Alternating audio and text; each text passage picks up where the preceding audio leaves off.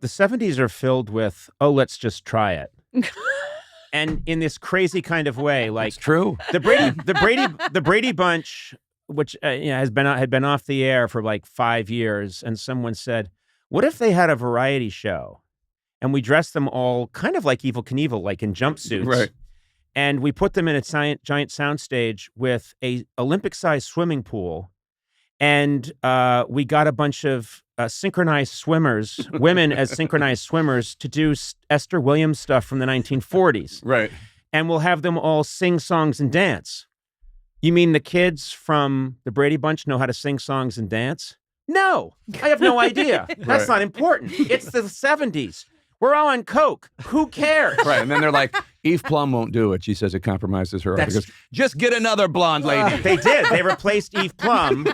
Just get someone else. The middle daughter, and they got a different person to play her, and they never addressed. For integrity reasons, she wouldn't No, do I don't know why she wouldn't do it. I think at the time she thought, she heard Olympic-sized pool, and she said, this probably doesn't sound good. If they had come to her like 3 years later, she'd have said, where do I sign? But it was just a crazy time. I went out to dinner last night, and our waitress was raised on a houseboat, and I said, "Oh, like Quincy," and the blank stare that she gave me. You know Quincy M.E.? Yeah, that's the problem. There's a generational gap. Do you not know who Quincy is? I don't know who Jack Quincy Klugman is. played. Jack Klugman. Do you know Jack Klugman? No. Do you know The Odd Couple? Yeah. We're talking about human lives here. I don't know what you're doing. That's Quincy. Quincy's. That's Quincy. Oh, Quincy. Quincy was a show about a medical examiner. Of He was course. played by Jack Klugman, and it was kind of a big show. Huge. And he lived on, to give him some color, they had him live on a houseboat. He was a ladies' man. And he was a ladies' man. Okay, he was a ladies' man. But my medical examiner. My favorite, I saw a trailer once for a Quincy episode, this in real time in the late 70s, and they said, and tune in tonight. You know, Quincy goes to the track for some fun, and it shows horse racing, and it shows the actor who plays Quincy, Jack Klugman, going, go, go, go, when the horse goes down, and you see the horse collapse, and you see, like, literally hooves in the air, and then they say, Quincy, they just have a shot of Quincy, and he's looking down at the horse, and he looks up dramatically, and he went, this horse was murdered. That's so good. And I was like, can't believe I don't know It was like this. 1980, and I was jumping up and down in front of my TV set. This horse was murdered. But that's one of the shows that. What was the show you did with Adam West? It was Look Well. Yeah, Look Well. Robert Smigel and I did a pilot for Adam West called Look Well about a and Quincy was one, like Banachek, Quincy. All those shows, Mannix were like they were part of what inspired you. Yes, there were a guy who doesn't play by the rules. Yeah. Come on. Yeah. But he's like in part of the system. He does a No, you know what he is? But he does it his job. way. And also, people are always saying to him, Quincy, come on. It was a clear heart attack. No, it wasn't. And I'll prove it. And then he goes rushing off. And it's so much. Go on YouTube and look at these Quincy clubs. There's one. I'm okay. Go ahead. Quincy clips. I'm okay. No, go do No, that no, right no. now. I'm busy that day. No. Just Yeah. put the kids to sleep early, No, like wake at 3 in the them afternoon. up early. You know what you would like, Gourley? Change my kids' Gourley, sleeping you know what you would schedule. like? And then we'll move on to more prosperous areas. But I swear to God, there's a clip out there. There's an episode where Quincy encounters the phenomenon of like punk music and punk dancing. And something bad happens to somebody. And no, I'm not kidding. They actually tried to recreate it, but it's like 1970s TV writers' conception of. And it's the band is like yelling death, death, murder, hate. And Quincy's in the audience going, what's happening? What's wrong? This song was murdered. This song was murdered. They're doing Cole Porter. Right. It's like when Elizabeth Berkley on Saved by the Bell got addicted to That I know. caffeine. Oh, yeah. Yeah. Like that kind of like. See, now you're edging up into territory that Sona knows. Now I know. I'm trying to bring Yeah. it up a little bit. Thank you for It doing reminds me of the time Big Time Rush made that movie where they went to London and the bad guys tried to get them. Huh? Now I went too far into. I know who Big Time Rush is, but I don't know what movie you're talking about. Well, it's good to know about everything, Sona. My kids don't know any of the stars that I know or think Well, of. that's what's interesting to me is that, like, in your books, you're touching on all these characters that I know, and then I think, I don't know, and I, I grew up knowing about stuff in the 50s, 60s, 70s, and once it's happening in your lifetime, you know it. But sometimes I get the suspicion that now a lot of kids don't know about anything that happened before them. Is that just me being a cranky old guy? I think that might be you being a little bit of a. I mean, people know older things, but the things that you know are like shows that ran for one season that no one else talks about. Quincy was a huge show. Quincy was big. Yeah. Was it, guys? Yeah. Quincy was a big show. It was a huge show. I mean, but there was also like 3 channels. So That's true.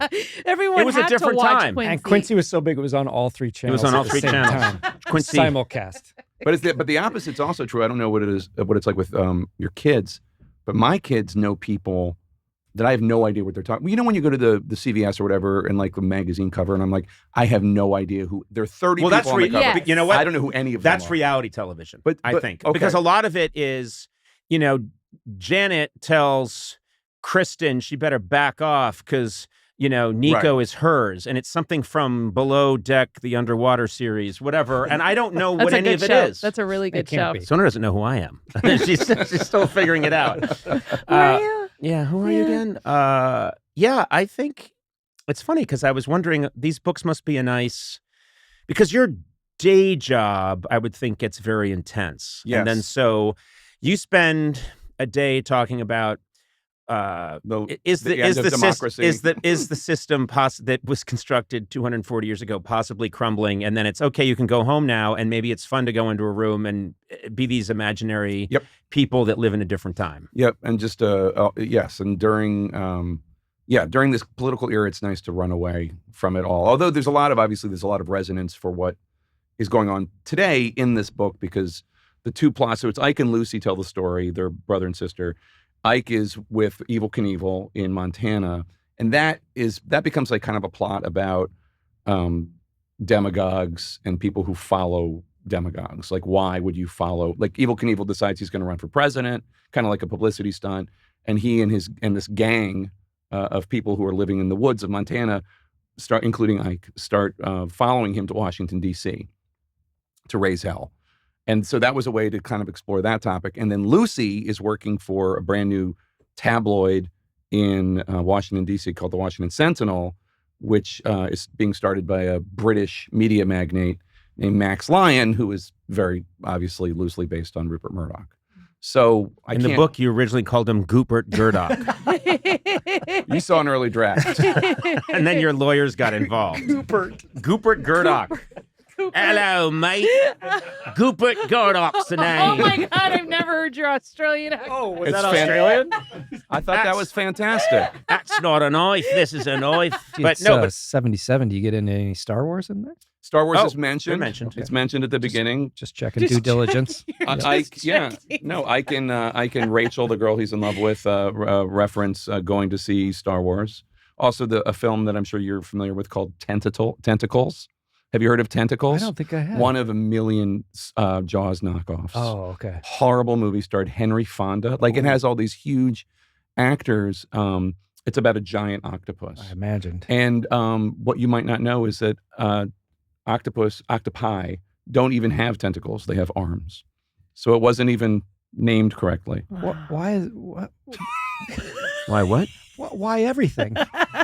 Well, it was just, again, this is called the late 70s. Yes. And that summer of 77, I remember really well because I was and am a huge Elvis fan, and that's the summer that Elvis died. Which is also a plot point in the book. Oh. And the big caravan of Evel Knievel, they stop at Graceland and mourn Elvis.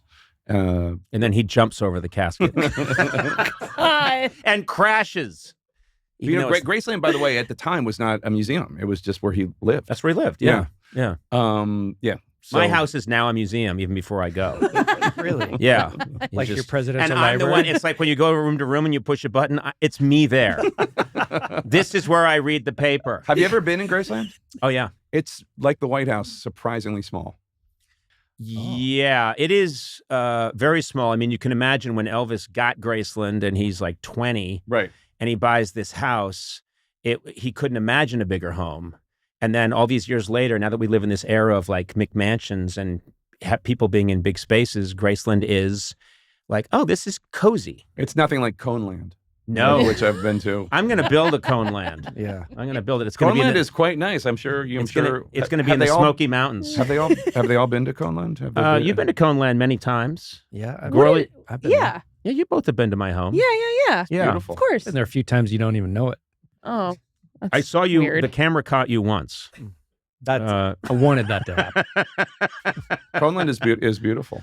Yeah, it's a big tourist attraction. I'm the only guy that is trying to get the celebrity star bus to go by. I'm like waving them in. Yeah. Hello. Actually, you send out Sona to give maps. I do. Yeah. to the map people, Yeah, and yeah. it's just your house. Right. Or sometimes I just say I'm Adam Sandler's house. And then from behind the hedge I go, By the way, he killed at the Sandler Mark Twain Award. You did a great job. It was fun. It was a really fun night. Conan did a great job. He definitely put a lot of work into it in a good way. I mean, Yeah, you got to. You got to prepare. You got to prepare. It's the way I prepare for these things. but I'm just saying, Mr. Tipper, with his new book, all the demons demons, be all here. the demons. Are Yes, here. all the demons are here.